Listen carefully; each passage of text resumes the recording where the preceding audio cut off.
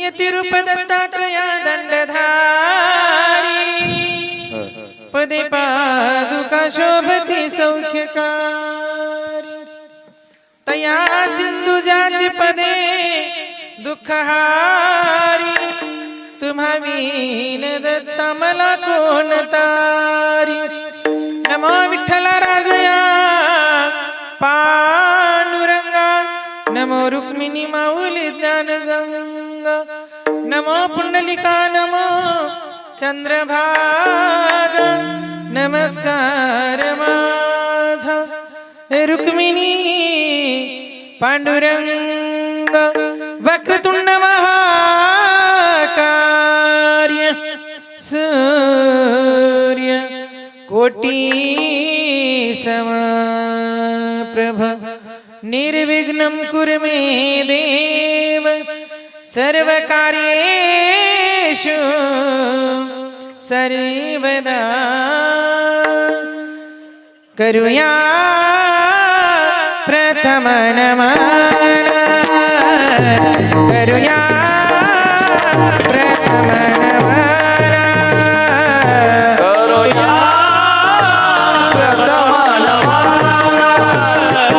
करुया प्रथम नमः करुया प्रथम नमः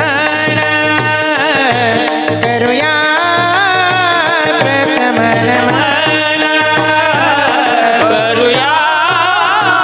प्रथम नमः करुया प्रथम नमः करुया प्रथम नमः करुया प्रथम नमः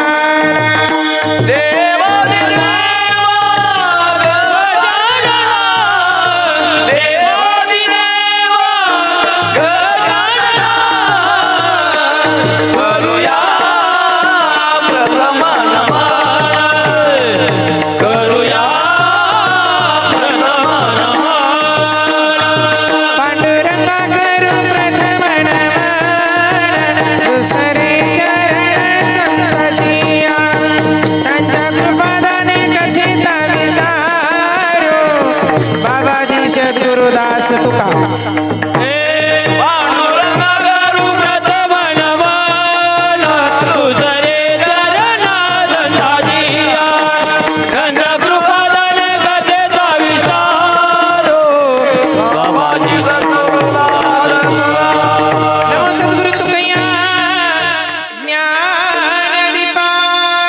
नमो सद्गुरु सच्चिदानंद रूपा नमो सद्गुरु भक्त कल्याण मूर्ति नमो सद्गुरु भास्कर पूर्ण कीर्ति प्रारंभ विनंती करू गणपती विद्या दया सागरा अज्ञान तो हरुणी बुद्धी दयारा दे मोरेश्वरा हे दुःख दारिद्र्य देशांतरा पाठवी हे गणनायका गजमुखा भक्ता बहुतोषवी अधिष्ठान जिथे प्रतिष्ठान देखा तिथे जन्मला गुणातीत एका तयाच्या नामे चुके जन्म ठेपा नमस्कार माझा श्री सद्गुरु एकनाथ सेवे लागी सेवक धारो सेवे लागी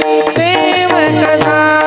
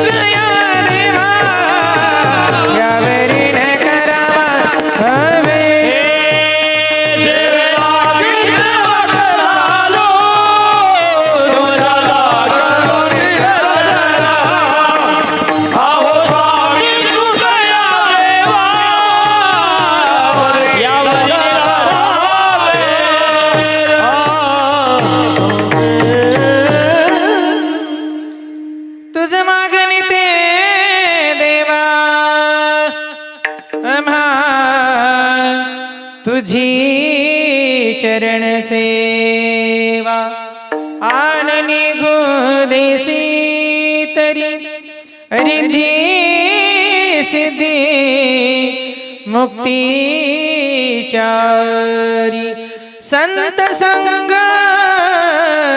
सर्व काळ थोर प्रेमाचा सुकाळ आननी गोदेसी तरी रिद्धी सिद्धी मुक्ती चारी तुका म्हणे नाम तेने पूर्ण होई जे काम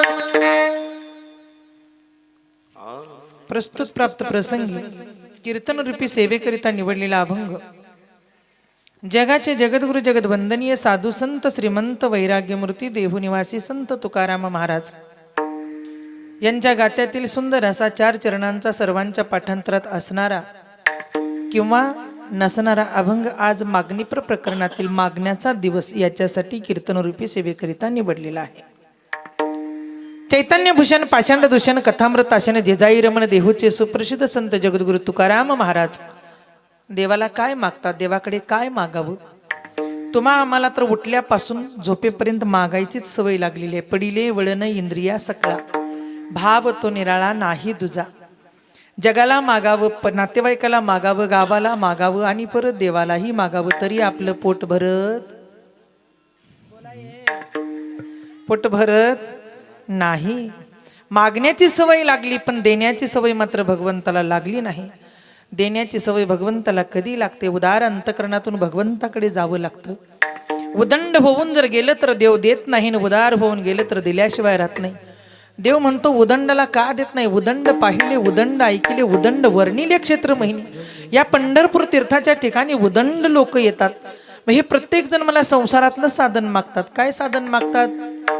नवरा माझं ऐकू दे, बरोबर आहे का मावशी? हा, पोरानं दारू सोडू दे, हातात कारभार राहू दे, सून ताब्यात येऊ दे, माझं घरात चालू दे. याच्यासाठी बसलाय का परमात्मा? नाही. तुकोबाराया म्हणतात जाळोनी संसार बैसलो अंगणी.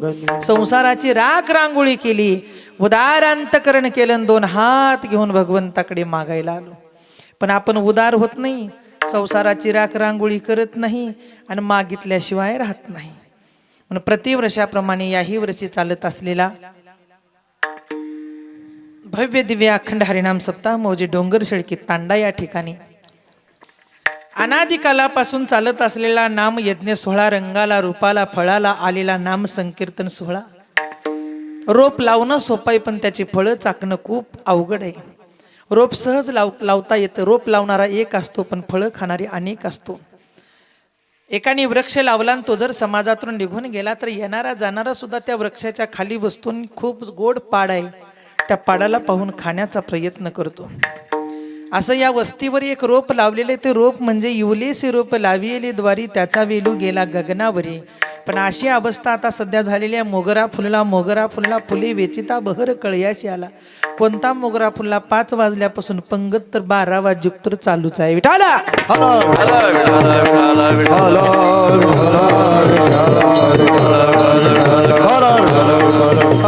या सप्ताहाला आज 16वे वर्ष चालू आहे.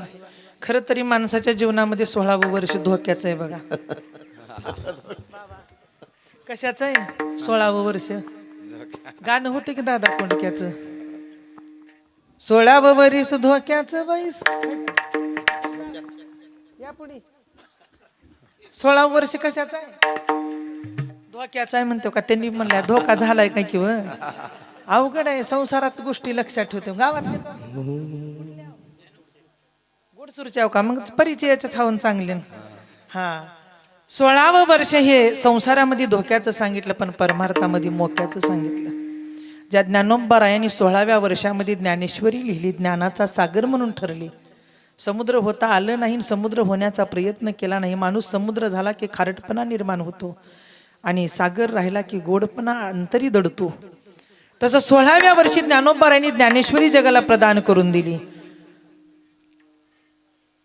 त्याच्या पुढे ज्ञानोबारायांनी विचार केला याच्या पुढे जगावं की नाही जगावं. ज्ञानेश्वरी दिली पण जगणं ज्ञानोबरायांचं खरं तरी आयुष्य 16च वर्षाचं होतं, पण काळाने 2-2 हात पुढे केल्यामुळं 22 वर्षाचं ठरलं. म्हणून माणसानं जगावं किती यालाही महत्व आहे. आपण जर आनंदामध्ये जगत असलो तर जगावं, पण इतराच्या लाता खात जर जगत असलो तर मेलेलं बरं आहे. बघा विठाला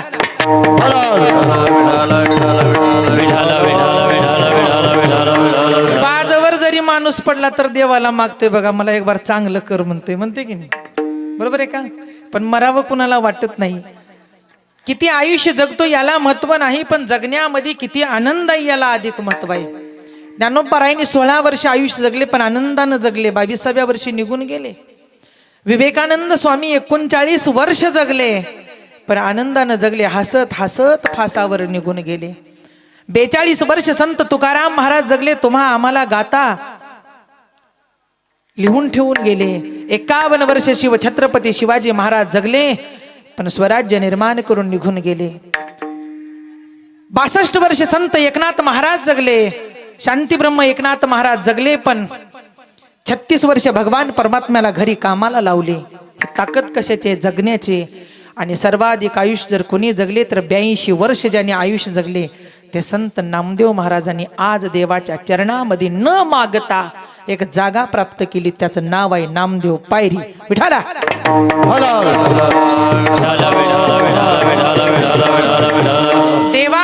नामानं देवाला काही दिलं नाही आणि देवानं नामाला काही दिलं नाही, पण नाम देवानं नाम वाहिलं आणि देवाच्या चरणाजवळ जागा प्राप्त केली. तुम्ही आम्ही नाम वाहत नाही आणि देवाच्या चरणाजवळ जात नाही. पण नाम सर्वाधिक श्रेष्ठ आहे. म्हणून या नामाच्या बळावर सुंदर एक वृक्ष लावलेलं आहे तांडा वस्तीवर. म्हणजे एवढं सुंदर फळाला आलं बघा की सांगताच येत नाही. तुमच्याच गावामध्ये तुमची कीर्ती नाही, तुमच्या परिसरामध्ये मी सतत माझे कीर्तन असतात. कमीत कमी या भागात माझ्या या भरपूर ह्या रोडलाही भागवत कथा झालेल्या आहेत.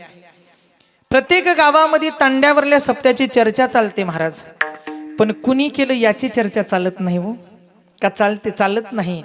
सहज माणूस बोलून जातो, काय तांडा वस्तीवर सप्ताह होतो, लोकसंख्या कमी आहे. कशाला? कीर्तनाला. पण लोकसंख्या भरपूर आहे पंगतीला. विठाल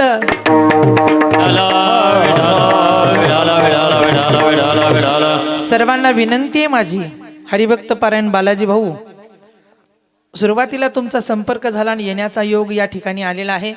गतवर्षी माझी नांदेड या भागामध्ये कथा होती, तरी तुम्ही फोन केलात, पण मी म्हणलं एवढ्या दुरून येऊ शकत नाही, का तर तुमची ताकद नव्हती आणि मलाही परवडत नव्हतं. पण यावर्षी तुम्ही परत इच्छा व्यक्त केली, या ठिकाणी येण्याचा योग प्रारब्धाने मला प्राप्त झाला. या शेवालालचं नावच सेवा आहे. म्हणून प्रत्येक या तांडा वस्तीवरल्या व्यक्तींनी वर्षभर आपण किती कमावतो याला महत्व नाही, पण 7 दिवसामध्ये आपण किती खर्च करतो याला अधिक महत्व आहे. वर्षभर तुम्ही कमवा, पण दररोज 1 रुपया मावशी या भगवंतासाठी काढून ठेवा. किती? 1च रुपया. रोज जर 1 रुपया तुम्ही जय शेवालालच्या नावाने 1 रुपया जर गल्ल्यामध्ये टाकला, किती? 1 रुपया. महिन्याला किती होतात? ठेव ए माय, ठेव मावशी, ठेवा माय, ठेवा. विठाला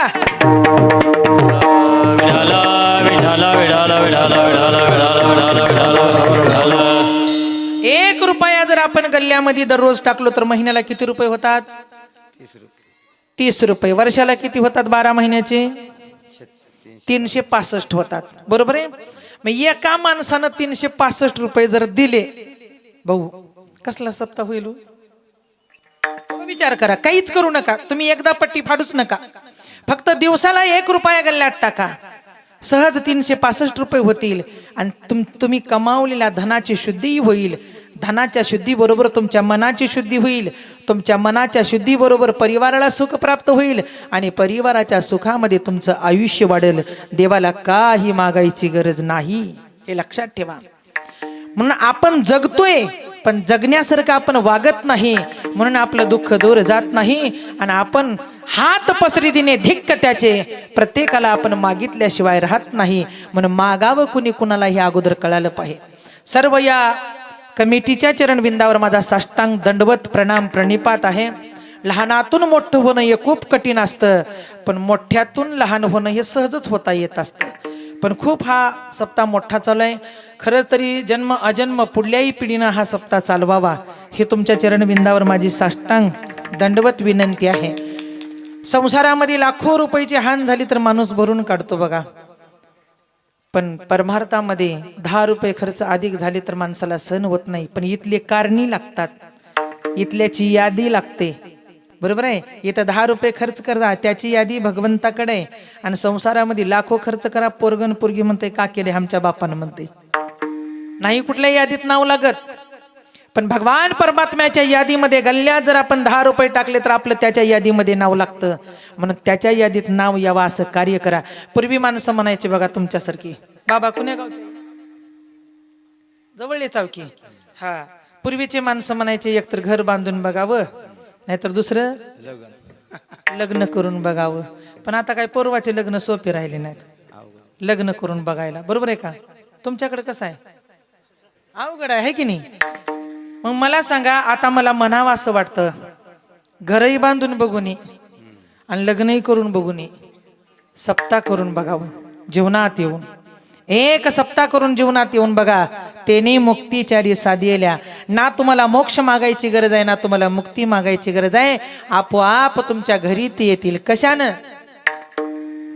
सुखे येतो घरा नारायण, पण येईल कशानं, लाभुनी मृदंग श्रुती टाळ घोष, लाभुनी मृदंग श्रुती टाळ घोष, लावणी मृदंग श्रुती टाळ घोष, लावणी मृदंग श्रुती टाळ घोष, लाभुनी मृदंग श्रुती टाळ घोष, लाभुनी मृदंग श्रुती टाळ घोष, लावणी मृदंग श्रुती टाळ घोष, लावणी मृदंग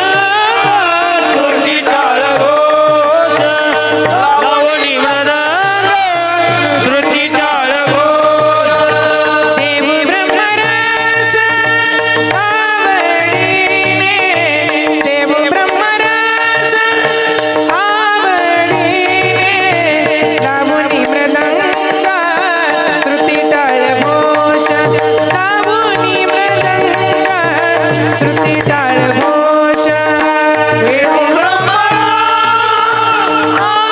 आवडीने, सेवी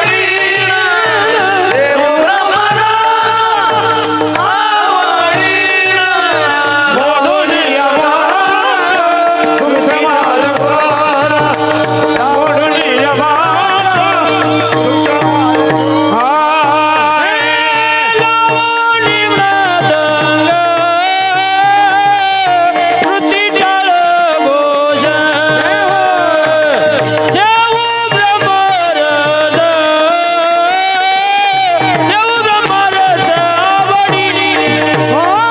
टाळ घोष, लावणी मृदंग श्रुती टाळ घोष,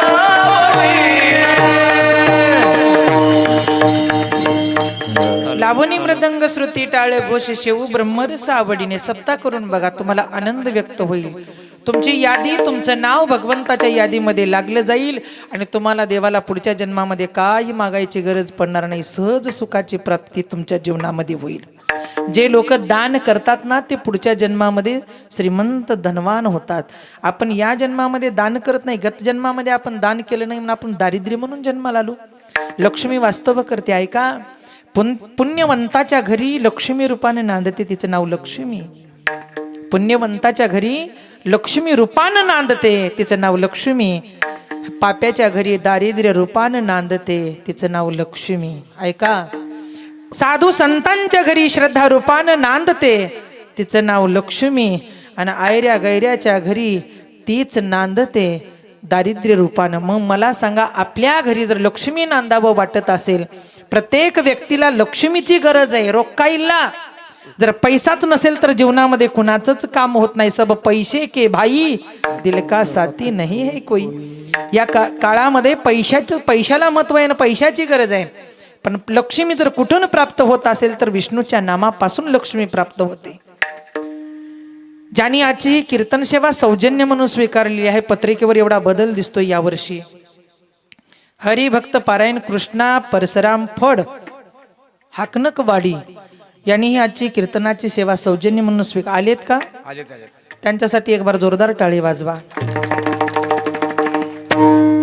किती खर्च करतो आपण याला महत्व नाही बाहेर व्यवहारामध्ये, पण परमार्थामध्ये 2 रुपये खर्च केले तर ते मात्र महत्वाचं आहे. या खरं तरी पंक्ती भरपूर या ठिकाणी सर्व समाज पंक्ती घेतो आहे. बरीचशी हाकनाकवाडीची मंडळी या पत्रिकेवर मी पाहिली. तिथेही माझी 2-3 वर्ष कीर्तनाची सेवा झालेली आहे. तिथली मंडळी या ठिकाणी आलेली आहे. खरं तरी मागावं आणि कुणाला मागावं यामध्ये अर्थ आहे. या ठिकाणी सर्वच भजनी मंडळ ही गुणवान भजनी मंडळ सगळी ओळखीची आहे. फक्त महाराज आणि मृदंगाचारी बी बघितलेला आहे. दावणगाव कुठंतरी मृदंगाला होता तो या ठिकाणी विराजमान आहे. महाराजांचा गोड आवाज आहे, गायनासाठी विराजमान. कोडग्याळवाली त्यांना धन्यवाद. आमचे भावगिरी महाराज या ठिकाणी आहेत. डोंगर शेळकीचे काका. मी जसं इथे तसं या ठिकाणी आहेत. म्हणजे तुम्ही या ठिकाणी आहात. तुम्ही आणखीन हाकनाकवाडी. वा सुंदर सगळी मंडळी. तरणी चोपदार तरणाय, स्पीकरवाला तरणाय, मृदंगाचार्य तरणाय, फक्त ऐकणारे म्हातारे. चलू द्या 12 वाजूक विठाला.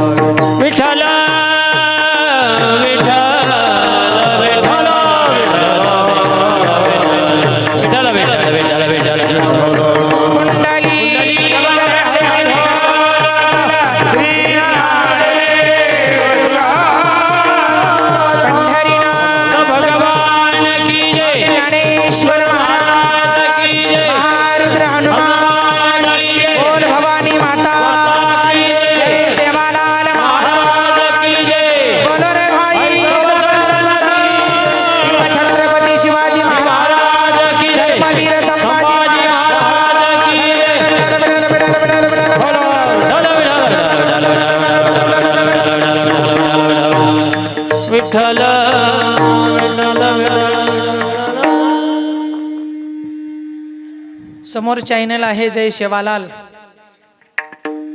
प्रत्येक जणांनी परत परत कीर्तन ऐका,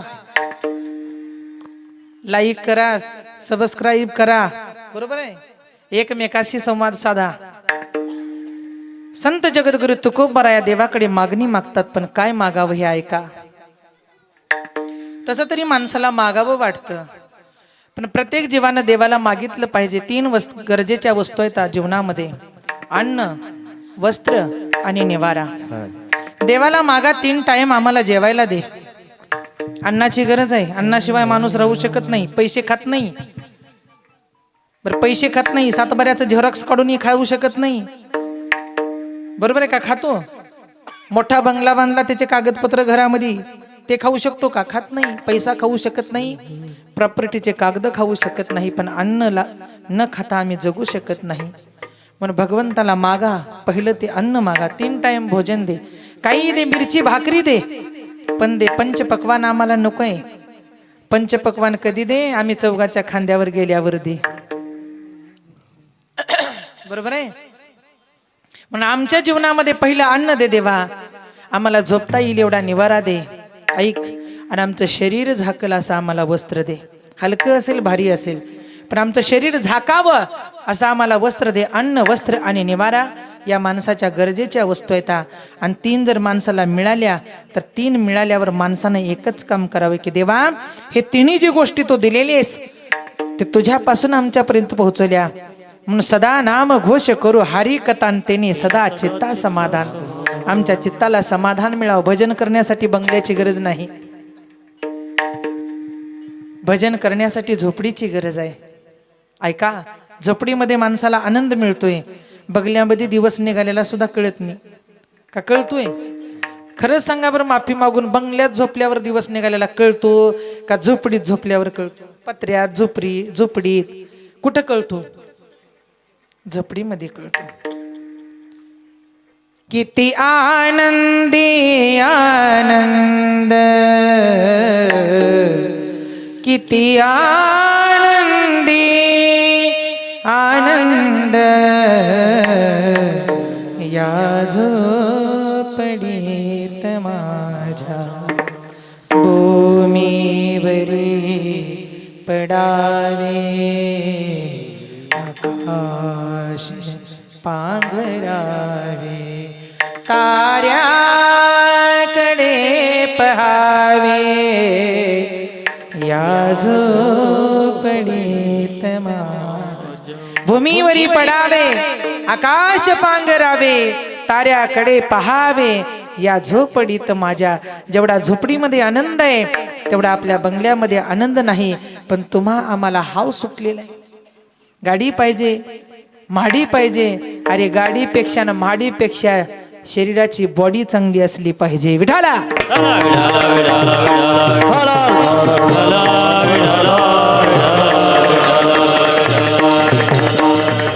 प्रत्येकाला वाटतं देवाला मागावं, पण या सृष्टीची निर्मिती होत असताना पहिल्या सुरुवातीला त्रिकोटी निर्माण झाली. लक्ष देऊन ऐका.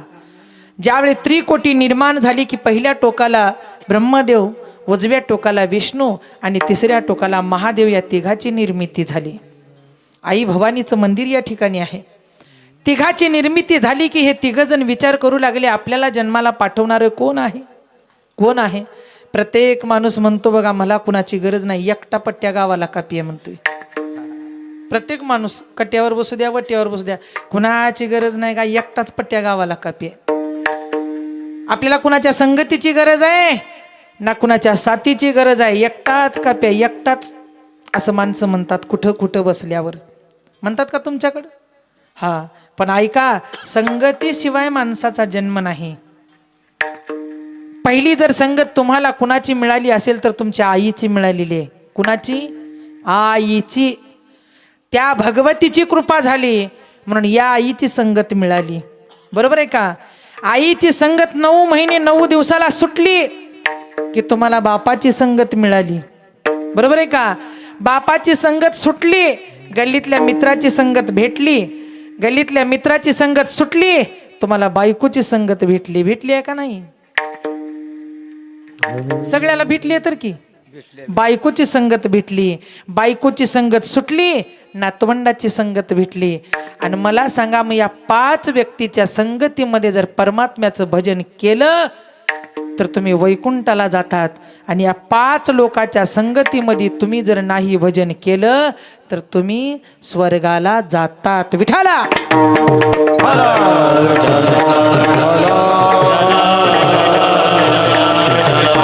जगद्गुरु तुकोबारायांनी देवाकडे मागणी केली, देवा बरोबर आहे, या 5 जणांच्या संगतीशिवाय आमचं जीवन नाही.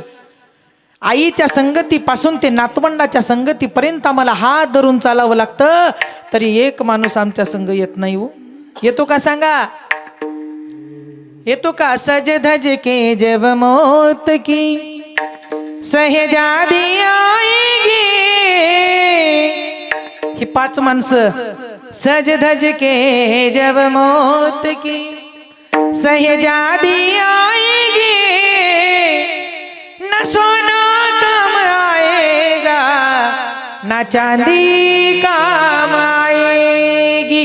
या 5 लोकांच्या संगतीमध्ये ना कमावलेलं सोनं आपल्या सोबत येतं, ना कमावलेला मान सोबत येतो, नाही हाताला धरलेली माणसं आपल्या सोबत येतात. येत नाहीत. ऐका, तुकोबाराय म्हणतात, याच्या संगतीमधून जर थोडासा एकांतवास काढला आणि त्या एकांतवासामध्ये जर माझ्या भगवंताचं चिंतन केलं तर भरभरून आयुष्य, भरभरून सुख आणि भरभरून समाधान तुम्हाला देईन. पण थोडासा एकांतवास. एकांताचे सुख देई मज देवा, एकांताचे सुख देई मज देवा, एकांताचे सुख देई मज देवा, एकांताचे सुख देई मज देवा.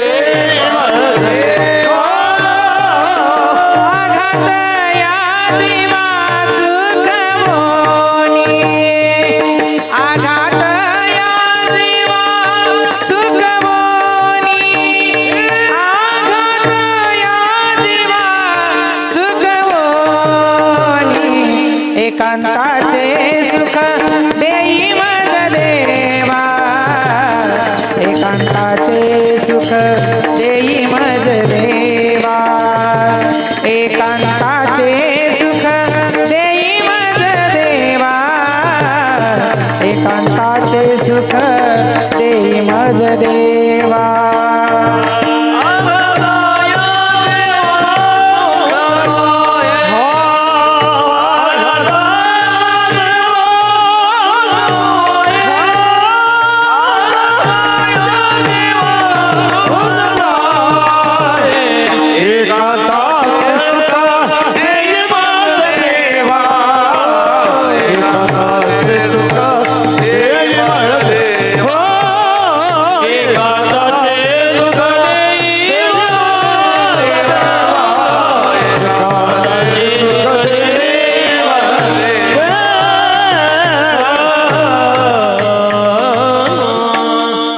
जगद्गुरु तुकोबाराया सांगतात, यांच्या संगतीमध्ये जगत असताना थोडस एकांताचं सुख दे.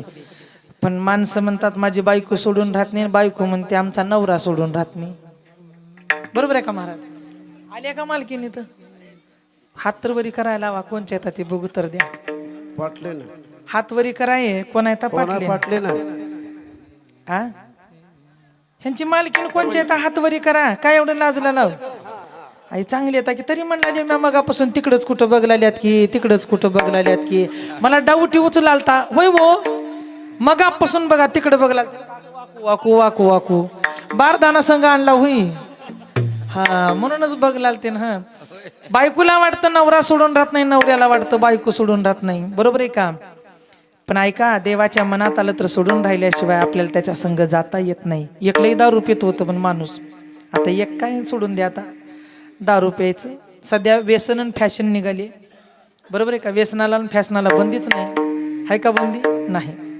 फुल दारू प्यायचं. गरगळक होतं. पावसाळ्याचे दिवस होते, अवकाळी पाऊस आलं.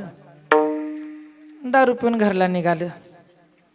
घरला निघाल्यावर आता जाता जाता रस्त्यानं थोडं पडलं, उठलं, पुन्हा पडलं, पुन्हा उठलं. काय काय अवस्था होती आता का माहित आहे. पडत उठत आलं दारात. पण घर चुकत नाही तर बघा का चुकत्यात? अजिबात घर चुकत नाही. आपल्याच घरी जात्यात. तिने आपलं ती टिप टिप टिप टिप पाऊस येऊ लागतं, गळ लागतं.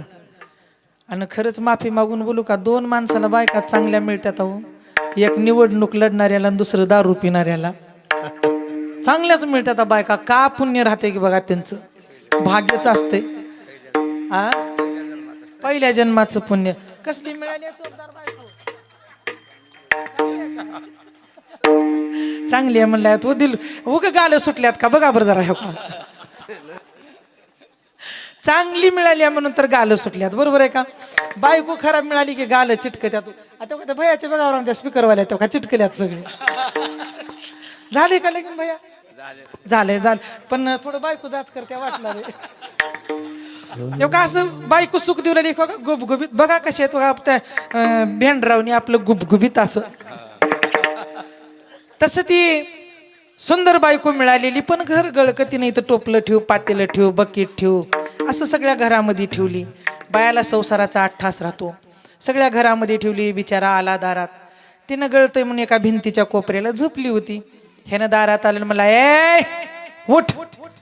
आता तीच तिला आवाज ओळखू आला की आपलं चाले माय गिराईक आता. उठून बसली. उठून बसल्यावर गेलं मध्ये लोंढगळत गेलं. ती वाजला आलं इकडून टिप तिकडून टिप तिकडून टिप ती गळाली. आता ज्याचे घर गळके त्याच्या लक्षात येईल. ती टिप टिप गळाल्यावर ह्यानं बघितलं. ह्या बघ म्हणला माझं ऐकतीस का म्हणला. होई ग म्हणला. हिनं म्हणली काय व हेगडी म्हणला. उठ म्हणली लई गळाले व तुम्हीच इकडे या म्हणली. थांब जरा आलो म्हणलं. गेलं तिकडं जाता जाता गेलं बाईकडं. तिनं म्हणली ऐक म्हणला माझं जर ऐकलं असतं तरी सगळ्या डोंगर शिळकीत तांड्यावरला मधून येणारा रस्ता डांबरी केलं असतो म्हणलं. डांबरी कोणता रस्ता. मधुर येणारा रस्ता. उदगीरला जायची गरजच नव्हती म्हणला. पण माझं कुठं ऐकलं म्हणला बालाजी भाऊनं. ऐकलं नाही म्हणला म्हणून रस्ता केलो नाही म्हणला. ह्या बघ म्हणला. तिनं म्हणली होय माय. आता बोलावं जरी वाटत नसलं तर दारू पिणाऱ्या माणसाला बोलावंच लागतं बघा. ती पुढी बसले की बोलावंच लागतं. बरोबर आहे. तिने म्हणायची होय माय होय माय. त्यानं म्हणला हे बघ माझं जर ऐकलं असतं तर तालुकाच बदलला असता. तिनं म्हणली होय माय. माझं जर ऐकलं असतं तर जिल्हाच बदलला असता. होय माय. माझं जर ऐकलं असतं तर हे सगळं छपराचं घर काढून स्लापच टाकलं असतं. तिनं म्हणली होय माय. मग म्हणला तिनं म्हणली सगळं पुन्हा बदलावं म्हणली मालक. हात जोडते पाया पडते म्हणली. त्यानं म्हणला का सगळं पुन्हा बदला. रस्ता बदला, गाव बदला, तालुका बदला, जिल्हा बदला, घर बदला, पण हात जोडते पाया पडते माय. लुंगी म्हणून माझा फडका लेवला तेवढा आधी बदला म्हणली.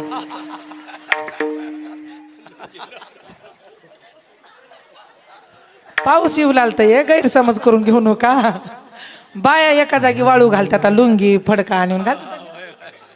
पण ती ह्याला कळालंच नाही. जोश मध्ये गेलं आणि ती नाडा पॅन्टीचा बांधले. पूर्वी पॅन्टीला नाडे राहत होते की ते आपलं गच्च बांधलं. तिनं बसू दिली पुढीन म्हणली आता उग होई व म्हणून ऐकून घेऊ.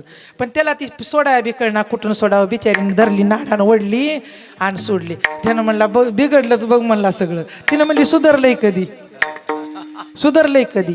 तसं जग सगळ्याला बदलण्याचा प्रयत्न करतं पण स्वतः आपण कधीच बदलत नाहीये. लक्षात ठेवा. ज्या दिवशी आपण संसारिक लोकांच्या संगतीमधून बदललो जाईल त्या दिवशी आपला अधिकार निर्माण होईल. आणि ज्या दिवशी आपला अधिकार निर्माण होईल त्या दिवशी देवाला मागायची सवय लागली जाईल. त्रिकोटी निर्माण झाली इथून बाहेर गेलते. ब्रह्म एका टोकाला, विष्णू एका टोकाला, महेश एका टोकाला, तिन्ही टोकाला तिन्ही देवता. पण आमचा जन्म कुठून झालाय हा प्रश्न त्यांच्या समोर पडला. मध्यभागी माझी लक्ष्मी माता विराजमान झाली सुंदरता घेऊन, सौंदर्याचे खान. ज्यावेळेस मध्यभागातून निर्माण झाली त्यावेळेस ती महादेवाकडे पाहू लागली, ब्रह्मदेवाकडे पाहू लागली. आणि पाहता पाहता विष्णूकडे पाहिलं. पण महादेवाने ब्रह्मदेवाला आई स्वरूपानं ते दिसायला सुरुवात झाली. पण विष्णूला मात्र पत्नी स्वरूपात ती दिसायला सुरुवात. तेही लक्ष्मी माता म्हणते मी या दोघाला वरण्यापेक्षा मागण्यापेक्षा एका विष्णूला मागते ना आपलंसं करते. लक्ष्मी विष्णूकडे सरसावत गेली आणि विष्णूचा हात धरला आणि तिनं विष्णूला वरलं. वरल्यानंतर तिघजण त्या टोकावरून निघाले. लक्ष्मी मातेनं त्या ठिकाणी संसाराची सुरुवात केली. तिघजण ज्यावेळेस निघाले त्यावेळेस तिघांच्या लक्षामध्ये आलं अरे तुला लक्ष्मी मिळाली पण मला काय मिळालं.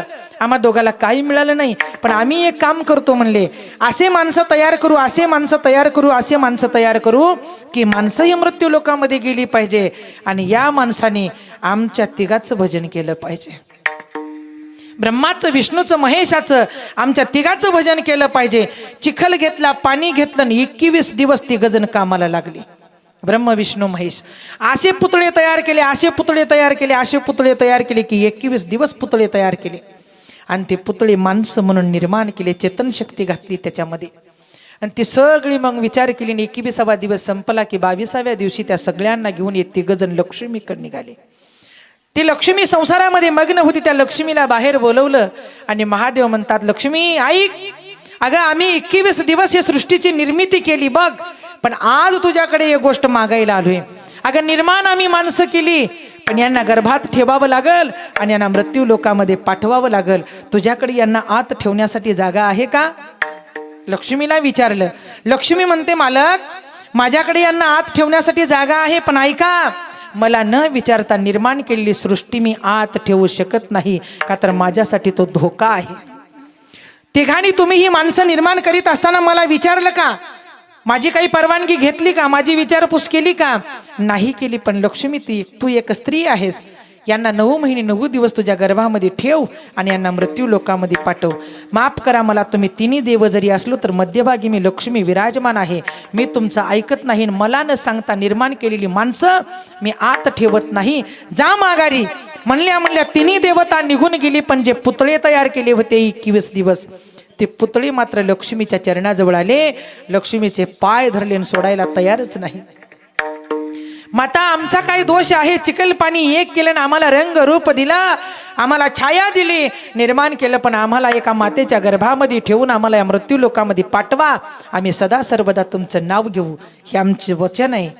तिने म्हणते, जरी तुम्ही माझं नाम घेतलात तर तुम्ही कधी बैमान व्हाल हे मला मात्र खात्री आहे. का पशु प्राणी पक्षी फुलं वेली हे बैमान होत नाहीत, पण माणूस बैमान झाल्याशिवाय राहत नाही. म्हणून मी तुम्हाला आत ठेवू शकत नाही आणि मी तुम्हाला मृत्यू लोकामध्ये पाठवू शकत नाही. चरण धरले त्या मानवाने. चरण धरल्यावर या लक्ष्मीला दया आली. स्त्रीच्या अंगामध्ये भक्ती असते, शक्ती असते, पण कन्नवाळू कृपाळू ते उदार असते. दया आल्या आल्या तिने सांगितलं, मी तुम्हाला पोटामध्ये ठेवू शकत नाही, पण तुम्हाला मृत्यू लोकामध्ये पाठवू शकते ना. जर कदाचित तुमचा या जन्मामध्ये जर उद्धार झाला तर पुढच्या जन्मामध्ये तुम्हाला माणूस म्हणून येता येईल. काही करा, पण माता आम्हाला या मृत्यू लोकामध्ये पाठवा. जा मृत्यू लोकामध्ये. ऐका तिचा शब्द. तुम्ही मृत्यू लोकामध्ये उंच उंच उंच उंच उंच झाडं व्हाल आणि त्या झाडाला नारळाचे घडच्या घड म्हणून तुम्ही नारळ म्हणून लागाल.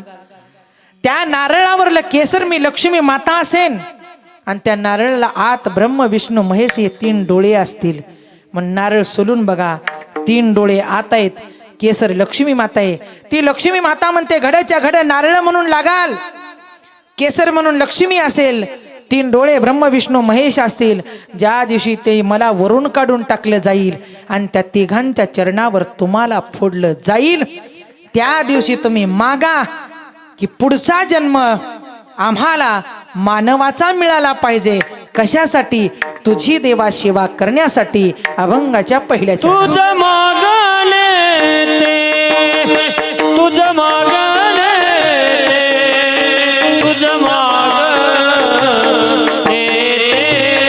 देवा, तुझ मागणे,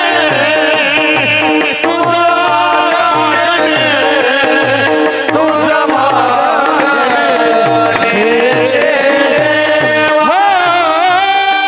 तुझ मागणे, तुझ मागणे ते, तुझ मागणे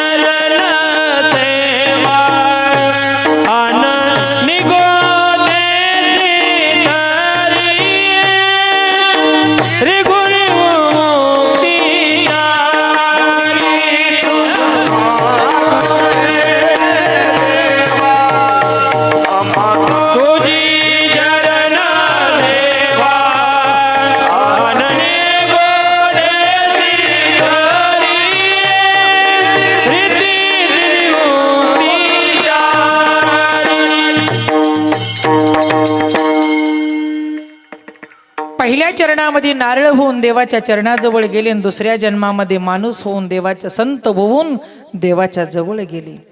देव जे संत म्हणून देवाकडे जातात ना, लक्ष्मीनं त्यांना वरदान दिलेलं होतं. म्हणजे पहिल्या जन्मात ते नारळ झाली, पण दुसऱ्या जन्मामध्ये संत झाली. म्हणून देवच भेटत असेल तर एक संताला आणि दुसरं नारळ फोडल्यावर भक्ताला. बाकी लोक पायातलं वाहन सुद्धा काढत नाहीत बघा, जाता जाता असं करून पुढे पळतात. काही काही गाडीवरून असं करतात. बरोबर आहे का? याच्याने देवाची प्राप्ती होईल का? तुमच्या आमच्या जीवनामध्ये होईल का? भेटतो देव का पूजनी अर्चनी, पुण्य का लाभते दान धर्म तुनी, दिव्यता शोधरे आपुल्या जीवनी, आंधळा खेळ हा खेळसी कुठवरी, शोधिसी मानवा रावळी मंदिरी. याच्या पुढचं महत्वाचं आहे, नांदतो देव हा आपुल्या अंतरी. आहे का मंदिरामध्ये? आहे का तीर्थामध्ये? आहे का काशीमध्ये? अजिबात नाही. या मंदिरामध्ये परमात्मा नांदतो म्हणून त्याची सेवा इथून पाहिजे. उगी म्हणून चालत नाही. आत हरी बाहेर हरी, हरीने घर कोंडिले. भगवंतानं आमचं घर, वट्यावर बसले लोक म्हणतात कोंडू कोंडू धरीन जीवा, कोंडू कोंडू धरीन जीवा. आणि वट्यावरून उतरलं की असे कपडे झडकून घरला निघतात. मोकळा होऊन घरी जाईन, मोकळा होऊन घरी जाईन. काय काय तर भजन झाल्यावर जाग्यावरच तंबाखू मिळतात. एकाला लईच तल्लप झाली, लईच तल्लप. खरं सांगा बरं, आपण तंबाखूकडे जातो का तंबाखू आपल्याकडे येते? दादा कोण येते? दादा बोला. मग आपण तंबाखूकडे जातो का तंबाखू आपल्याकडे येते? हा, आपण जातो. वा, म्हणजे व्यसन आपल्याकडे येते, मान्य आहे, बरोबर आहे. एक माणूस लईच तल्लप झाली आणि हॉटेलात गेला. मग कशासाठी गेला? या हॉटेलमध्ये कडक गरम काय मिळतं याच्यासाठी गेला. कडक गरम, कडक गरम. मला कडक गरम काय आहे? त्यानं म्हणला मिरची भजी. कडक गरम काय? वडापाव. कडक गरम काय? इडली डोसा. कडक गरम काय? उत्तापा. कडक गरम काय? त्यानं म्हणला इस्तोय बघ. म्हणला माईच्यान. आता हे नाही म्हणलं आण आण म्हणले, आमल्या असं खव खव खव इस्तो प्लेटात घेतला आणि त्याच्या पुढे आणून ठेवला. काढलं किशातली बिडी पिटवलं, निघून गेलं. कशासाठी गेलं? तर जीवाला तल्लप झाली ती बिडीची. इस्तू मिळत नव्हता, सगळं मिळत होतं पण इस्तू मिळत नव्हता. पिटवलं बिडी, निघून गेलं. म्हणून माणसाच्या जीवनामध्ये व्यसन आणि फॅशन हे कधीच थांबत नाही. म्हणून दोन्ही गोष्टीच्या आरी नाही गेलं पाहिजे. संत जगद्गुरु तुकोबारायाकडे मागायला कोण कोण गेले ऐका. देवाला मागायला एकटं संत जात नसतात. काकड्यामधले थोडेसे प्रमाण आहेत. मी एक लगट काकडा सांगत नाही, तुम्ही ओळखून घ्या. काकडा करणारी लोक, काकडा तर बुडतच चालाय. आता गावात तालुक्यात 1-2 माणसं आहेत काकडा करणारी. तरी बी पहाटे काकडा करत असताना त्या गावातली लोक म्हणतात, 4 वाजल्यापासून झोपू दिनास, भोंग्याचं तोंड तिकडं कर, तिकडं कर, तिकडं कर. आणि खरं तर परमार्थ हा काकड्यापासून सुरुवात आहे. बऱ्याचशा लोकांना आता काकडा पाठ नाही. माफी मागून बोलते, इथं चॅनल आहे. गाणी हिंदी पाठ आहेत पण काकडा पाठ नाही महाराज. लक्ष द्या. ज्याला काकडा पाठ आहे त्याला ही प्रमाण कळते. देवाला मागायला गेली लोक. आवगे हरी जन मिळूनी आले राऊळा. आता मधलं सोडलंय मी. पाहू द्या वदना बंधू पायाची धुळा. आता त्याच्या पुढचं आहे का? उगवला शशी करा झाल्या दोही दिशा, कुठेवरी निद्राता उठा परेशा, उठा ऋषिकेशा. 5 जातीचे संत देवाला मागायला गेले. यात एकही सगळ्या जातीचा नव्हता. 5 जातीचे संत. नामदेव महाराज शिंपी जातीचे, बरोबर आहे. संत चोकोबाराया महार जातीचे ऐका. संत शांतीब्रह्म एकनाथ महाराज पैठणचे. संत जगद्गुरु तुकाराम महाराज वैराग्याचे. शांतीब्रह्म संत निळोबाराया ही पाच संत देवाकडे मागायला जात असताना ह्या सगळ्यांनी मिळून गेले आणि देवाच्या दारामध्ये उभा टाकले की देवाने दार लावलं होतं, अर्ध झापलं होतं ना अर्ध उघडं ठेवलं होतं. नाथ महाराज अग्रेसर पुढे होते, पण तेवढ्यामध्ये नारद टप मनात टिपकला, नारद पुढे झाला. नारदानं म्हणला, देवा तुझं मागणे ते देवा, आम्हा तुझी चरण सेवा, तुझ्या चरणाची सेवा मागायला आलो. दार उघडदार म्हणले, उघडदार. देव काही दार उघडीतच नव्हता, पण सांद होती दाराला. नारदानं विना बाजूला केला ना, असं तोंड घातलं मध्ये पाहण्यासाठी दारातून काय करतोय देव पाहावं. पण आई साहेबानं नारदाला पाहिलं. आई साहेब पळत आल्या, नारदा दार उघडलं. नारदा थोडंसं 5 मिनिट थांबा. याला कारण देव देवाची देवपूजा करतात, देव देवाची देवपूजा करतात. नारदानं म्हणला, तुम्हाला कळतंय का आई साहेब? काही म्हणला, अवघं विश्व याची पूजा करतय, हे कुणाची पूजा करतय? दुसरं देवच ही आहे, आणि हा कुण्या देवाची पूजा करतय? असं कळणार नाही. नारदा 5 मिनिट थांबा, तुम्हाला देव सांगतील कुणाची पूजा होते. 5 मिनिट गेले, देव सवळं घालून बाहेर आले. नारदाच्या हाताला धरलं, आत घेऊन गेले आणि देवाच्या देवघरासमोर नारदाला बसवलं. देव म्हणतात, नारदा तुम्ही माझ्या लक्ष्मीला रुक्मिणीला म्हणलो अवघा विश्व त्याची पूजा करते, आणि हा कुणाची पूजा करतो? तुम्ही निरीक्षण करून पाहता का माझ्या देवघरामध्ये कुणाच्या मूर्ती येतात? नारदानं देवाचं देवघर पाहिलं. कुणाच्या मूर्त्या होत्या? संतांच्या मूर्त्या होत्या. संतांच्या मूर्त्या. या नारदानं पहिल्या नारदाच्या डोळ्यातून अश्रूच्या धारा लागल्या. देवा तू आमची पूजा करतोस? ऐका, त्यावेळेस भगवान म्हणतात, नारदा मला संताला सोडून एक क्षणभर सुद्धा मी राहू शकत नाही. का? याचं कारण ऐक. नाहम वसामे वैकुंठे योगी नाम हृदही नच मज भक्ता यंत्र गायन्ते तत्र तिष्ठा मे नारदहा. जिथं माझे भक्त गातात त्या ठिकाणी मी असतो, आणि जिथं माझे भक्त गात नसतात त्या ठिकाणी मी नसतो. म्हणून माझे भक्त कोण आहेत? आज माझ्या दारामध्ये उभा टाकलेत, माझ्याकडे मागण्यासाठी आलेत, मग मी देण्यासाठी उदार आहे. 5 मिनिट थांबा, विठेवर जाऊन उभा टाकतो. भगवान तिथून निघाले, विठेवर जाऊन उभा टाकले. रुक्मिणी माता बाजूला उभा टाकल्या, आणि पहिल्या सुरुवातीला नारद गेले. नारदानं दर्शन घेतलं, पुढे निघून गेले. दुसरा नंबर माझ्या निळोबारायांचा आला. निळोबारायांनी दर्शन घेतले, निघून गेले. काय दिलं माहिती नाही. नाथ बाबा म्हणतात, देवा न सांगता माझ्या घरी 36 वर्ष कावडीनं पाणी वाहिलंस. 12 वर्ष पाणी वाहिलं, 12 वर्ष गंध उगाळलं, 12 वर्ष कपडे धुतले. आता मी तुला काय मागू? आता मला तुला काही मागायचं नाही. नाथ बाबा निघून गेले. ज्ञानोबाराय निघून गेले, चकोबाराय निघून गेले, नामदेव महाराज निघून गेले. पण संत तुकाराम महाराज यांचा नंबर आला. तुकोबारायांचा नंबर आला. 2 हात लावून चरण धरणार की देव पाठीमागं सरकला. देव पाठीमागे सरकल्यानंतर मग मात्र तुकाराम महाराजांनी देवाकडे पाहिलं, तर देवाने खाली मान घातली. खाली मान घातल्यावर तुकाराम महाराज देवाला विचारतात, देवा सगळ्यांनी ज्यावेळेस तुझं दर्शन घेतलं त्यावेळेस तू त्यांच्याकडे पाहिलं, आणि माझा नंबर आला की तू मागे पाऊल वडले आणि मला पाहून खाली मान घातली. याला कारण काय? ऐका, देव म्हणतो, तुका कर्जदाराच्या दारामध्ये जर सावकार आला तर त्यानं खाली मान घालावं. कुण? कर्जदारानं. बरोबर आहे? कर्जदाराच्या दारात जर सावकार आला तर खाली मान घालावं. म्हणल्या तुकोबाराय म्हणतात, देवा तू कर्जदार आणि मी सावकार, मी काय दिले तुला?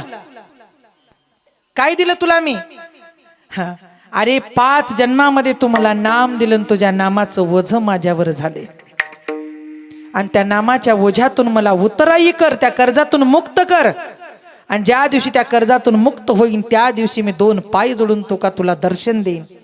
तुकोबाराय देवाला म्हणतात, बरोबर आहे देवा, नामाचं ओझं तुझ्यावर झालं, पण त्याच्या मोबदल्यामध्ये तू मला काय देणार आहेस? बरं तुझ्याजवळ आहे काय मला देण्यासारखं? काय आहे? तुकोबाराय म्हणतात, तुझ्याजवळ देण्यासारखं काय आहे देवा? मागण्याची आस पाहे मुखाकडे, संचिल्या रोकडे मनोरथ. एक काम कर, तुला द्यायचंच असेल तर एक काम कर. काय दे? ह्याची दान दे गा देवा आहा हा हा ह्याची दान दे गा देवा ह्याची दान दे गा देवा. ह्याची दान दे गा देवा ह्याची दान दे गा देवा ह्याची दान दे गा देवा ह्याची दान दे गा देवा. ह्याची दान दे गा देवा. ह्याची दान दे गा देवा. तुझा विसरणवा तुझा विसरणवा आहा गुण गायन आवडी हो हो हो हो गुण गायन आवडी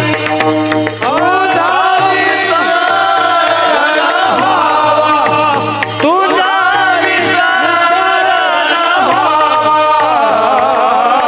गुण गाईन आवडी. हो, गुण गाईन आवडी. ह्याची दान दे गा देवा. तुझा विसरण व्हावा. तुझा विसरण व्हावा. ह्याची दान दे गा देवा. तुझा विसरण व्हावा. विसरण व्हावा.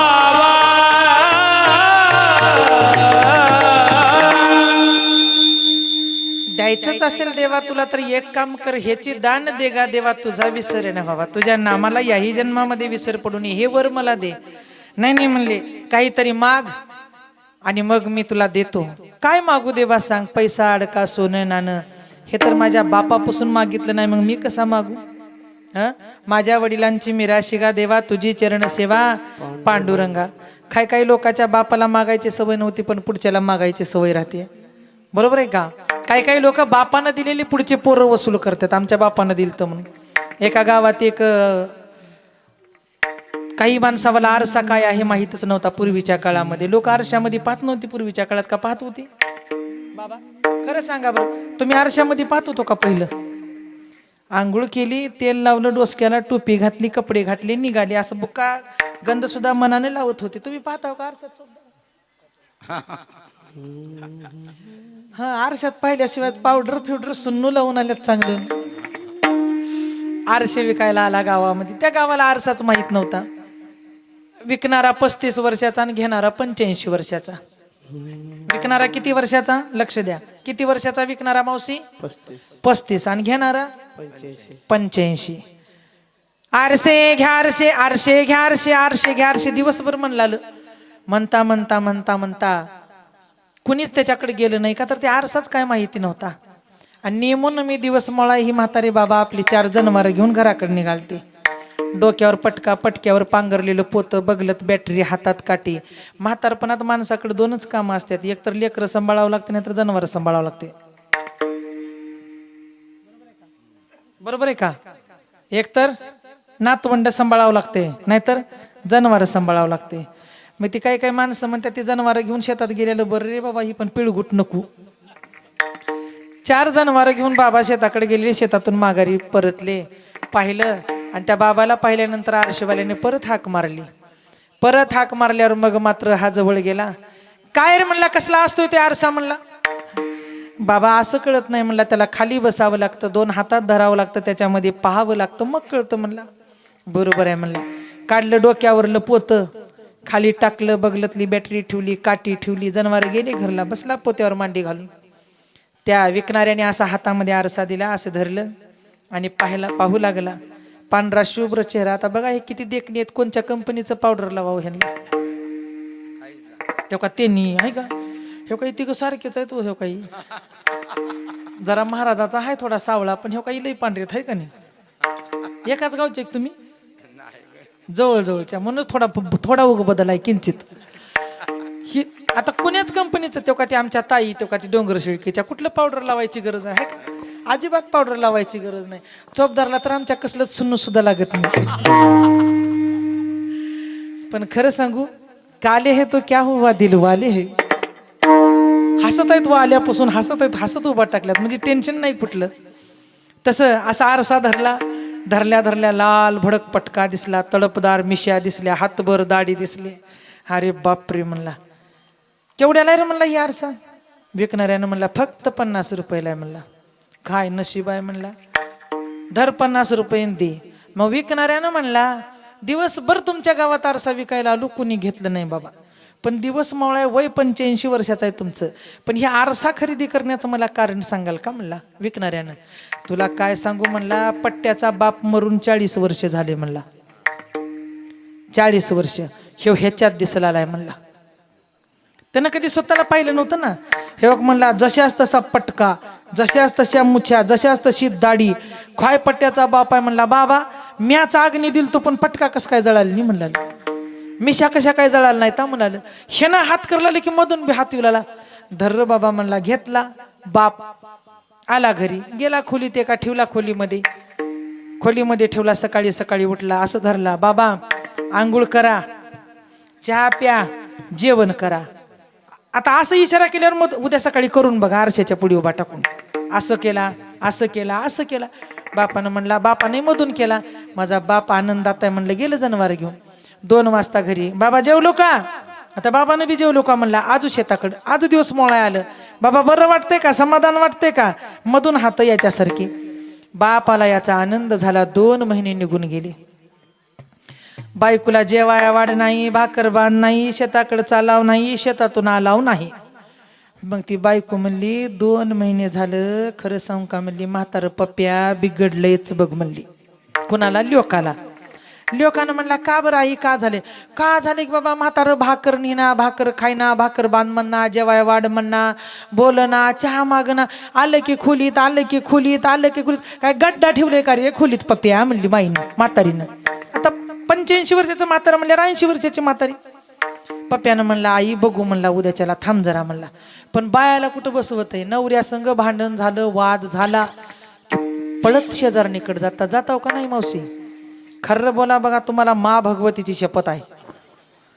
खर्र सांगा, गडी जात नाहीत कुणाला सांगायला, पण बाया नवऱ्यासोबत आपल्या भांडणं झाल्यावर आपण शेजाऱ्याकडे जाताव का नाही सांगायला? खर्र सांगायचं, मन मोकळं करून येते माय म्हणून जाताव का? तसं तिनं बी गेली. म्हणली शांता, म्हणली हाय का शांता इथं? समोरच आहे, नजर के सामने जिगर के पास. हे का इथंच आहे म्हण शांता. हे का आई लई जवळ आहे ता. तसं तिने म्हणली शांता इकडे ग बाहेर. शांता पळपुळ आली. काय वा अक्का? आणि मग तुझा सासरा बिघडल्यावनीच वाटला ग. मग तिनं तर म्हणावं की आता 85 वर्षाच्या वयात माणसं कशाला बिघडतात. तिने म्हणली, माय आत्या खरं सांगू का, मला बी डाऊट चिवलेला 2 महिने झालं म्हणली. मग मात्र घाबरली म्हातारी.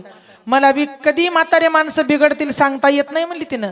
म्हातारी घरी आली. म्हातारीला उचलू टाकलेलं. म्हातारी परेशान झाली. 2-4 दिवस निघून गेले आणि पोरानं तंबाखूला पैसे दिले नाही.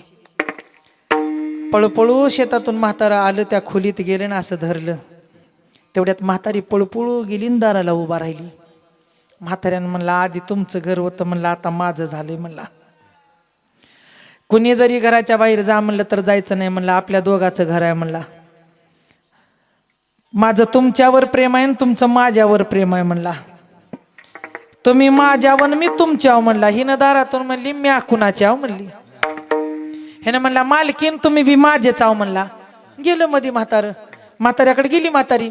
कोण आहे? 2 महिने झालं बघायला आले. शेतातून खोलीतून शेतात, शेतातून खोलीतून शेतात म्हणला. काय नाही मालकीन, हे का याला आरसा म्हणतात म्हणला. बघू इकडं म्हणली. आता तिनं घेतली. तिनं बी कधी आरशात बघितली नव्हती. पांढरा शुभ्र चेहरा, डोक्यावर पदर, लाल भडक कुंकू. तिच्या कपाळाला तिला दिसलं की. दिसल्यावर तिनं अशी बघितली म्हणली, आणि हिच्या नादाला लागला हुई म्हणली. हिच्या नादाला लागला. 2 महिने झालं बघला. हात असाच चालू. आता हिनं हात करलेल्या मधून तिने बी करूच राहिली की. क्रियाला प्रतिक्रिया. हो माझ्या घराच्या बाहेर म्हणली हिनं. तिने मधून म्हणाली, हो माझ्या घराच्या बाहेर. मला वाटूच लागलं तर म्हातारं बिघडलंय म्हणून. कोण होता आरशामध्ये? तिनं पाहिली तेव्हा तिनंच होती, आणि यानं पाहिलं तेव्हा हाच होता. पण आयुष्यामध्ये कधीच त्या आरशात न पाहिल्यामुळे मनामध्ये संशय निर्माण झाला. का? परमात्मा मंदिरामध्ये आहे, पण मंदिरातला सिद्ध करण्यासाठी अगोदर अंतकरणामध्ये आहे. माझ्या विठोबाचा कैसा प्रेम भाव, माझ्या विठोबाचा कैसा प्रेम भाव, माझ्या विठोबा कैसा प्रेम भाव, माझ्या विठोबा कैसा प्रेम भाव, माझ्या विठोबाचा कैसा प्रेम भाव, माझ्या विठोबाचा कैसा प्रेम भाव, माझ्या विठोबा कैसा प्रेम भाव, माझ्या विठोबा कैसा प्रेम भाव, आपणची देव होय गुरु, आपणची देव होय गुरु, पडिये देह भाव पुरविवासना, पडिये देह भाव देवा होय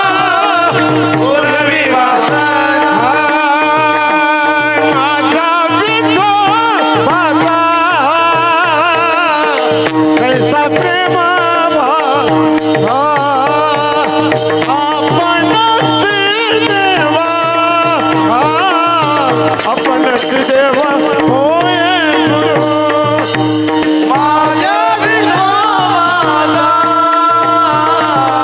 कैसा प्रेम भाव, आपणची देवा होय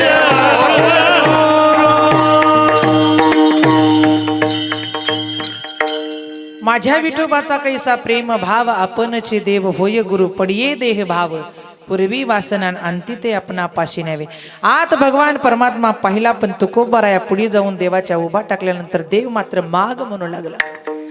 तुका म्हणे आम्ही मागावी लढीवाळी पूर्वावी आळी, माय बापा बरोबर आहे देवा, तू माग म्हणतोस, पण मी काय मागू, काय आहे तुझ्याजवळ मला देण्यासारखं? ना घर ना दार ना गाडी ना माडी ना सोनं ना अलंकार. देवाला राग आला आणि देव म्हणतो, माझ्या डोक्यावर सोन्याचा मुकुट आहे तो घेऊन जा, कानामध्ये कुंडल आहे तो घेऊन जा, पायामध्ये खडाव आहे तो घेऊन जा, अंगावर भरजरी वस्त्र आहेत तो घेऊन जा. देव म्हणतात, तुकाराम महाराज देवाला म्हणतात, देवा तुझ्या डोक्यावर मुकुट तुझा आहे का? नाही. तुझ्या कानात कुंडल तुझे आहेत का? नाही. तुझ्या पायातल्या खडावा तुझे आहेत का? नाही. मग कुणाचे आहेत सांग म्हणले. ऐका, कुणाच्या म्हणून सांगितल्या? मागो मुकुट डोईचा तू तो आणिला इंद्राचा, मागो कुंडले कानीची तू तो आणिली कर्णाची, मागो खडावा पायीच्या तू तो आणिल्या शेषाच्या, मागो वस्त्रांगीची परिधान केली नवसाची. देवा सगळ्यामध्ये दानशूर जर कोण होता तर कर्ण होता, कर्ण. पण त्या कर्णानं जिवंतपणी तुला ही कुंडल दिली नाही रे. ज्यावेळी त्यांना पांडवाचा बाण लागला, धारातीर्थी रणांगणामध्ये पडला, कोणती मातेनं मांडीवर घेतलं, एका सेनापतीनं ती कुंडल काढली आणि तुला आणून चढवली. हे दानशूर कर्णाचे आहेत, तुझे नाही. तुझं तुझ्याजवळ काय आहे ते दे. डोक्याचा मुकुट कौरव पांडवाच्या युद्धामध्ये इंद्राच्या डोक्यावरला खाली पडला, भीष्म पितामानं उचलला, आणून स्वतःच्या पेटीमध्ये ठेवला आणि परीक्षित राजानं डोक्याला घातला आणि तो मुकुटामुळे परीक्षितला शाप मिळाला. सर्पयज्ञ केल्यानंतर मुकुट बाजूला ठेवला, तो मुकुट मोक्ष मिळावं म्हणून शुकदेवजी राजानं आणून तुझ्या डोक्याला चढवला. या इंद्राचा मुकुट आहे, नको मला. पायातल्या खडावा 14 वर्षाच्या वनवासाला रामप्रभू जात असताना रामप्रभूच्या पायामध्ये खडावा होत्या, अंगावर भगवे वस्त्र धारण केलेली. पण एके दिवशी एक खड्डा केला आणि त्या खड्ड्यामध्ये काट्याची गवत टाकलं आणि त्या गवतावर प्रभू झोपला. त्यावेळेस प्रभूच्या लक्षामध्ये आलं, माझा एक भाऊ नावाचा भरत आतताई आहे, त्यानं समर्पण करून जीवन जगलेलं आहे. माझ्या मागं येण्याचा प्रयत्न करीन आणि जर मी त्याला नाही दिसलो तर या गंगेमध्ये उडी मारून मरण्याचा प्रयत्न करील. म्हणून माझा भाऊ मरता कामा नये, माझा भाऊ जिवंत राहिला पाहिजे. पायातल्या खडावा काढल्या, त्या गंगेच्या काठावर ठेवल्या आणि त्यांना आज्ञा दिली, माय मी तुला एक देव असून सुद्धा तुला मागतोय. माझा भाऊ जर कदाचित माझ्या माग आला आणि या गंगेमध्ये आपला देह समर्पित करून जर मरण्याचा प्रयत्न केला, तुम्ही दोघं जण 2 ऋषी व्हा, गंगेमध्ये उडी मारा आणि माझ्या भरताला आदर पाण्यातून बाहेर काढा, माझी तुम्हाला आज्ञा आहे. म्हणून तुकोबरा या देवाला म्हणतात, देवा हे तरी खडावा कुणाच्या आहेत? तर शेषाच्या खडावा आहेत, हे तुला परिधान केल्याता, ते खडावा मला नको, तुझ्या जवळ काय आहे ते दे. परत देव म्हणतात, माझ्या अंगावर भरजरी वस्त्र आहे. अरे या पांडुरंगाला नवसच लोक करतात, कोणता? न बसिये न बसिये पंढरीचे दैवते न बसिये. तुझ्या अंगावरली वस्त्र सुद्धा तुझी नाहीत, समाधानी तुला परिधान केलेली वस्त्र आहेत, हे नवसाचे आहेत, मला लोकाच नको, तुझं तुझ्या जवळ काय आहे? त्यावेळेस परत तुकोबरा या देवाला सांगतात, देवा तुझ्याजवळ जर काय असेल तर तुझे चरण माझ्या हृदयात असावं आणि तुझं नाम माझ्या मुखात असावं. हे 2 प्रकारची सेवा जर मला देत असेल तर मला बाकी काही नको. अभंगाच्या दुसऱ्या चरणात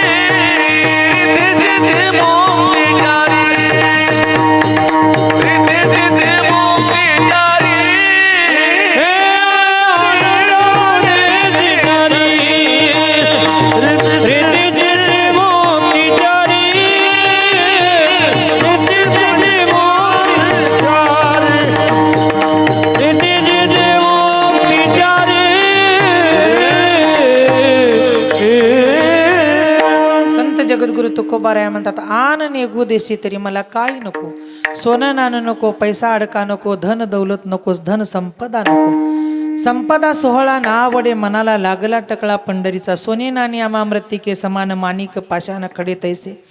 मग पाहिजे काय? रिद्धी सिद्धी सुद्धा मला नको, मोक्ष मुक्ती सुद्धा मला नको. का? ऐक, रिद्धी सिद्धी या गणपतीच्या 2 बायका आहेत, 2 हातामध्ये 2 बसल्या. रिद्धीच्या पोटी शुभाचा जन्म झाला आणि सिद्धीच्या पोटी लाभाचा जन्म झाला.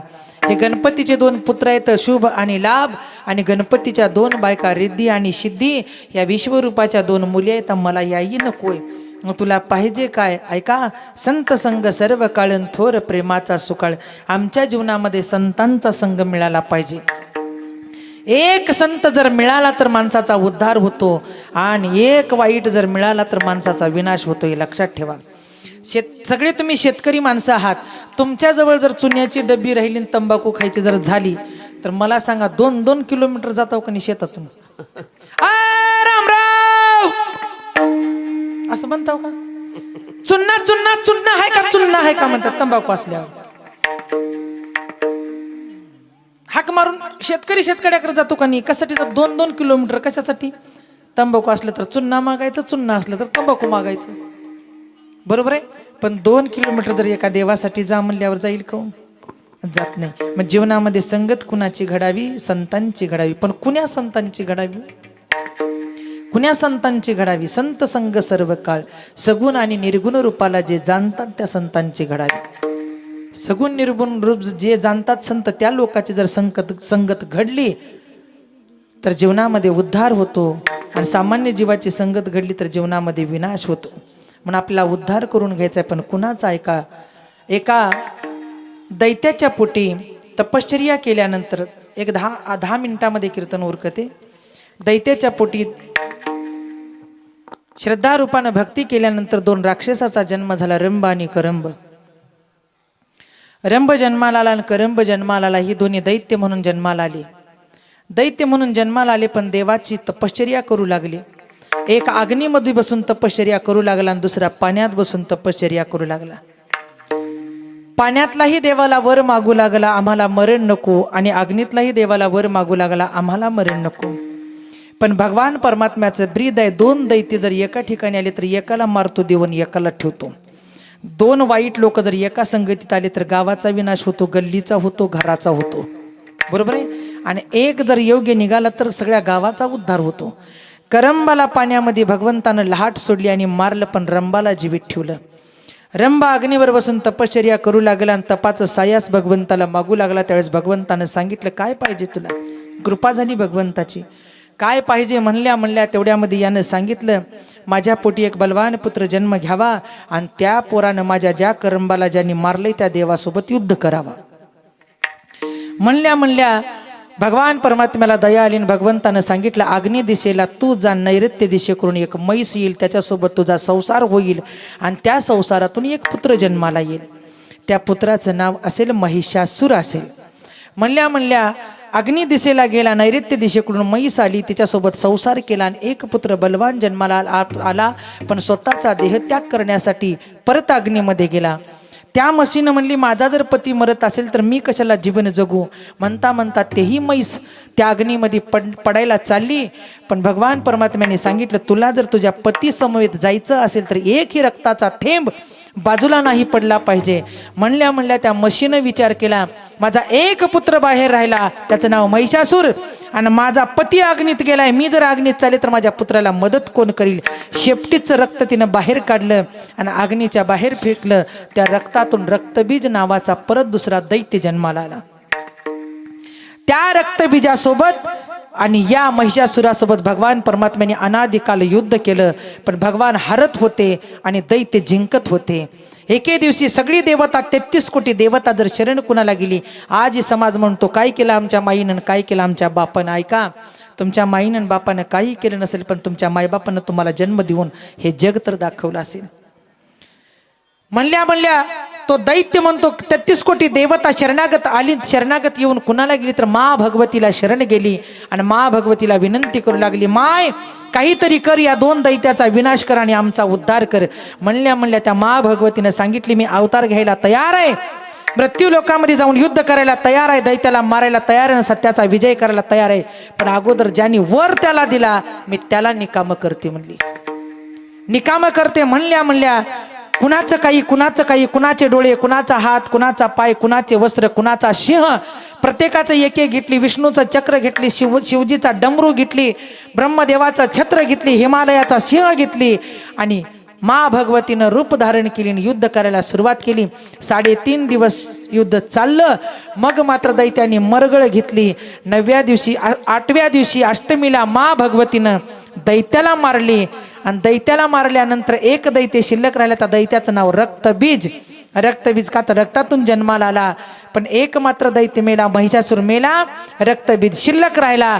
आणि तो रक्तबीज परत मातेच्या चरणावर लोटांगण घेऊ लागला. त्या मातेला माता भगवतीला दया आली आणि माता भगवतीनं सांगितले, ऐक, पहिल्या दिवसाचा नैवेद्य मी तुला देईन.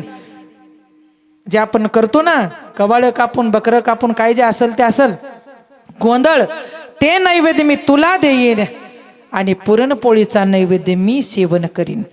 मग मला सांगा, माता ही ब्राह्मण आहे, माता ही सामान्य नाही. दैत्याला भक्त दारात उभा केली आणि आत स्वतः समर्पित होऊन जीवन जगायला सुरुवात केली. देवाला त्याग भोगावा लागला. म्हणून माणसाला सुद्धा दुःख भोगावं लागतं.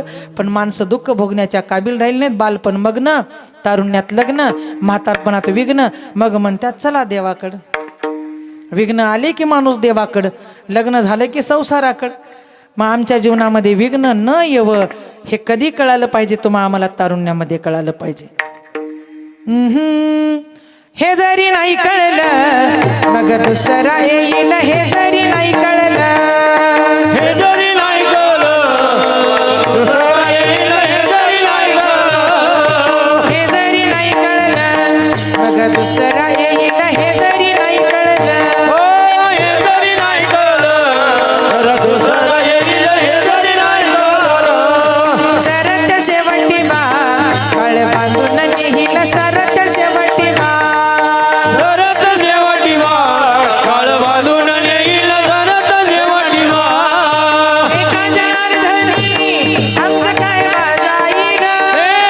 एका जनार्दनी आमचं काय बाजाई ग. जनार्दनी आमचं काय बाजाई ग. एका जनार्दनी आमचं काय बाजाई ग. पिंगळा महाद्वारी बोल बोल तो देखा